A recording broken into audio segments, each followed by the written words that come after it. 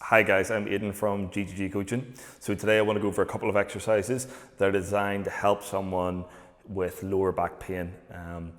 So what we're looking at really when it comes to these exercises and who they're for is someone who maybe has chronic pain. So what I mean by that is it's not actually caused by something tissue related, as in tissue being damaged, or anything that might require surgery or a physiotherapist or physical therapist.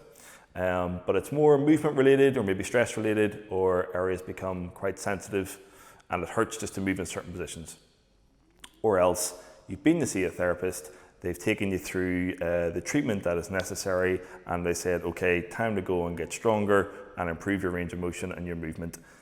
This is something you could be starting with here and something you'd be looking for. So what's it designed to do? So usually after a back injury, someone is really worried about their back, they're lacking confidence in terms of movement, really concerned to sort of flex, twist, rotate, anything like that. Always kind of touching your back, sort of sensitized to the area, always worried about it, avoiding movements, so fear avoidance. And really what they need to do is just improve their movement, improve their range of motion, get their confidence up and get stronger. So I've broken this down into three categories, okay, or three stages. The first one is going to be a cat-camel, which is all about flexion and extension of the spine, and a dead bug, which is keeping the spine more rigid and fixed and moving through the hips. The next one is going to be a forward fold, basically like a toe touch, followed by a bird dog, which is essentially a progression of the dead bug. Same idea, keep the sort of midsection rigid and moving through the hips, so a bit more trunk engagement. And finally, a Jefferson curl and a hinge. So both these exercises are loaded and are a progression of a forward fold and basically designed just to increase confidence, decrease sensitization in the area, and just get used to loading through both a sort of more neutral and rigid spine and also a flex spine. So that's what I'm going to cover now. Okay, so let's start off with the first combo, which is the cat-camel and the dead bug. So cat-camel is hands and knees, and basically trying to flex and extend through your back.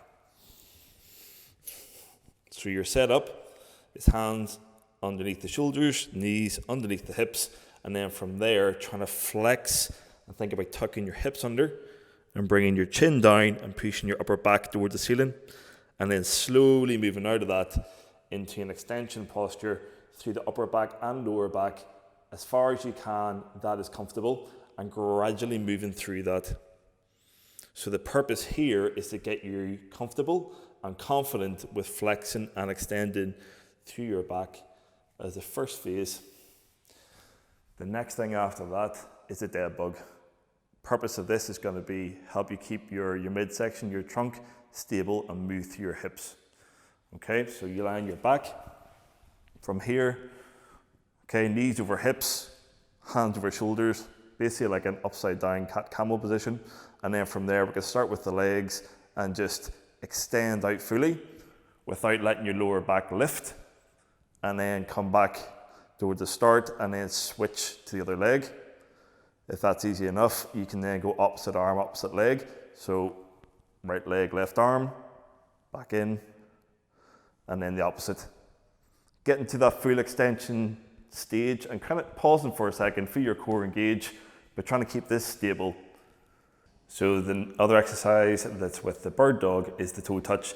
So the toe touch is almost like a hamstring stretch. So the idea is just try and reach down and touch your toes, keeping your legs stiff. Okay, so you don't need to lock your knees, but you don't want to excessively bend them. Okay, the idea is to try and reach back through your hips and let your lower back bend over and reach down and try and touch your toes. Okay.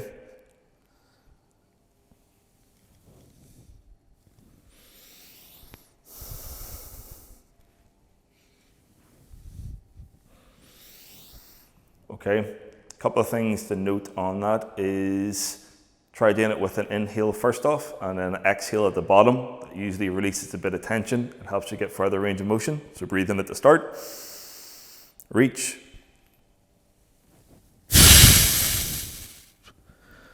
touch your toes and come back up.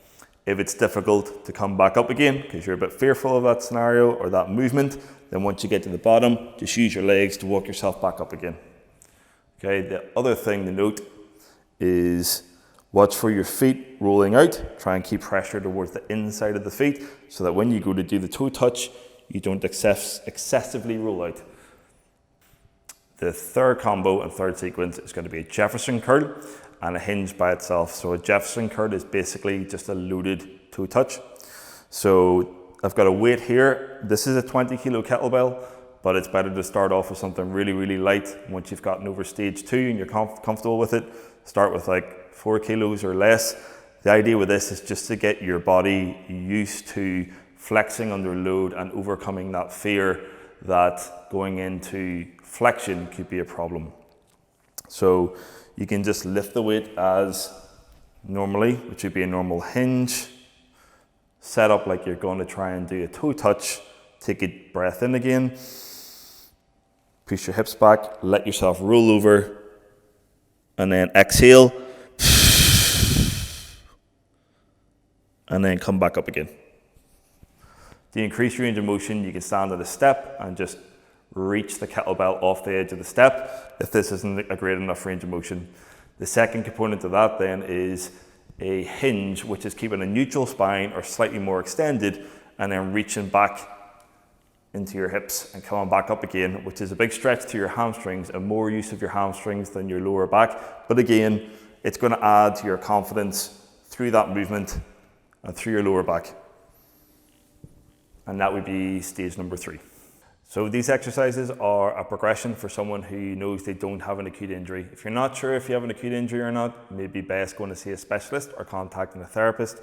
But if you've gotten to go ahead from a therapist or you know it's a chronic injury, then using these as a progression and looking at something like 2 to 3 times a week, 3 sets of 10 each is something to go along to begin with. And again, gradually go from 1, 2 to 3. Don't move too quickly, especially when it comes to the Jefferson curl. Try not to load it too quickly. If you like this content, then please like it, share it. If you want to know more information, then check out the rest of our videos on Instagram, IGTV, or visit our website, which is www.gtgcoaching.com, or else drop us an email on info@gtgcoaching.com if you'd like to know more.